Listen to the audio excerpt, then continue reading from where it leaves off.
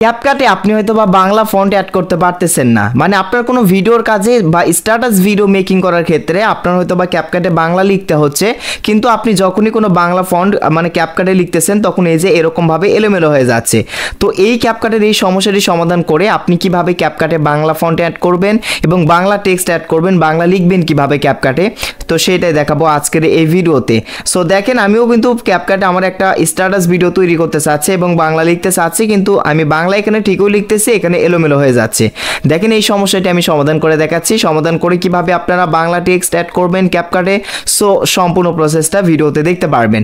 ভিডিওটি শুরু করার আগে ছোট্ট একটা রিকোয়েস্ট থাকবে, যারা এখনো আমার ভিডিওতে লাইক দেননি প্লিজ লাইক দিবেন এবং চ্যানেলটিতে নতুন হয়ে থাকলে চ্যানেলটি সাবস্ক্রাইব করে রাখবেন। এর জন্য প্লে স্টোর থেকে পিকচার নামের এই অ্যাপ্লিকেশনটি ইনস্টল করবেন।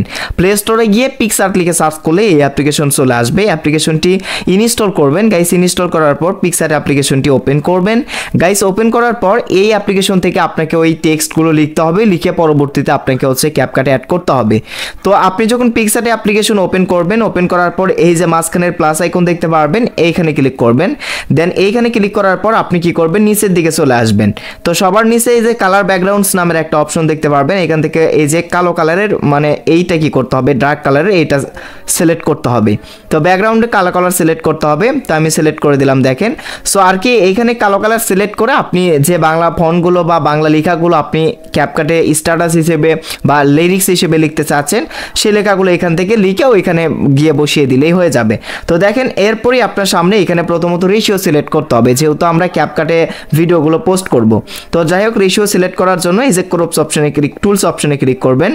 এরপর এখান থেকে ক্রপ অপশন আসবে, ক্রপ অপশনে ক্লিক করবেন। ক্রপ অপশনে ক্লিক করার পর আপনার সামনে এই যে এরকম একটা ইন্টারফেস চলে আসবে।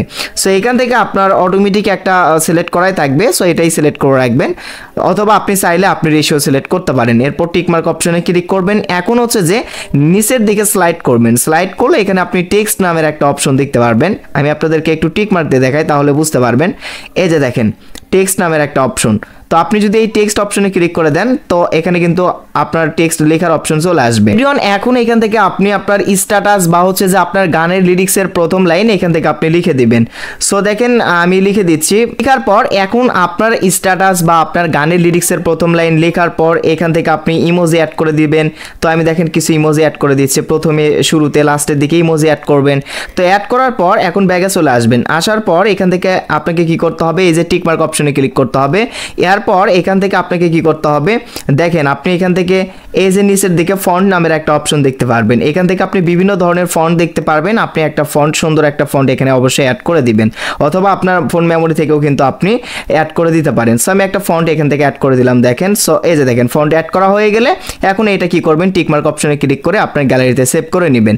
এইভাবে আপনার গানের যতটা লাইনের লিরিক্স থাকবে প্রত্যেকটা লাইনের লিরিক্সের জন্য এইভাবে আলাদা আলাদাভাবে কিন্তু আপনাকে পিকচার থেকে এই গানের লিরিক্সগুলো লিখে এইভাবে ফটো সেভ করে নিতে হবে কালো ব্যাকগ্রাউন্ডের। এখন আপনার ফোন থেকে ক্যাপকাট অ্যাপস ওপেন করবেন। এখন আপনার যে ভিডিওর ওপরে আপনি ওই গানের লিরিক্সগুলো অ্যাড করতে চাচ্ছেন সেরকম একটা ভিডিও এখান থেকে সিলেক্ট করবেন। সাপোজ ধরেন আমি এই ভিডিওতে এখন বাংলা টেক্সটগুলো অ্যাড করতে চাচ্ছি, তো আমি দেখেন অ্যাড করে দেখাচ্ছি আপনাদেরকে, তাহলে বুঝতে পারবেন। সো এখন অ্যাড করার জন্য ওইখান থেকে যে গানের লিরিক্স বা বাংলা টেক্সটগুলো মানে এখানে অ্যাড করতে চাচ্ছেন সেটা অ্যাড করার জন্য ওভারলি অপশনে চলে আসবেন এবং অ্যাড ওভারলি অপশনে চলে আসবেন। এরপরই এখান থেকে আপনাকে কি করতে হবে, ফটোজ অপশনে যেতে হবে। এখন ওই যে পিকচার থেকে যে ফটোটা এক্ষুনি আপনি সেভ করলেন সেই ফটোটা সিলেক্ট করবেন। সিলেক্ট করার পর এই যে ব্লেন্ড অপশনে ক্লিক করে দিবেন। এরপর এখান থেকে ফিল্টার অপশনে ক্লিক করলেই দেখেন এই যে আপনার কিন্তু বাংলা টেক্সট কিন্তু এই যে ক্যাপকাটে কিন্তু অ্যাড হয়ে গেল, আপনারা হয়তো দেখতে পারতেছেন। তো আশা করছি ট্রিক্সটা আপনাদের কাছে ভালো লেগেছে। সো এখন হচ্ছে যে আপনি যে গানের লিরিক্স বা স্ট্যাটাস যে বাংলা লাইনটা অ্যাড করলেন, বাংলা টেক্সট অ্যাড করলেন, এটাতে অ্যানিমেশন বসাতে পারেন। অ্যানিমেশন বসানোর জন্য অ্যানিমেশন অপশনে ক্লিক করে দিবেন। দেওয়ার পর এখান থেকে বিভিন্ন ধরনের অ্যানিমেশন আছে, আপনি চাইলে বিভিন্ন ধরনের অ্যানিমেশন কিন্তু এখান থেকে এই যে বসিয়ে দিবেন। এই যে দেখেন আমি বিভিন্ন ধরনের অ্যানিমেশন এই যে দেখেন বসিয়ে দিলাম। সো আপনি চাইলে এইভাবেই কিন্তু ক্যাপকাটের মধ্যে বাংলা ফন্ট বা বাংলা লেখা অ্যাড করতে পারবেন, সো কোনো প্রকার ঝামেলা ছাড়াই। সো এই ছিল মূলত আজকের ভিডিও। ভালো লেগে থাকলে লাইক করবেন। দেখা হবে পরবর্তীতে নেক্সট ভিডিওতে। সেই অবধি সবাই ভালো থাকবেন, সুস্থ থাকবেন। ধন্যবাদ সবাইকে এতক্ষণ পর্যন্ত সাথে থাকার জন্য।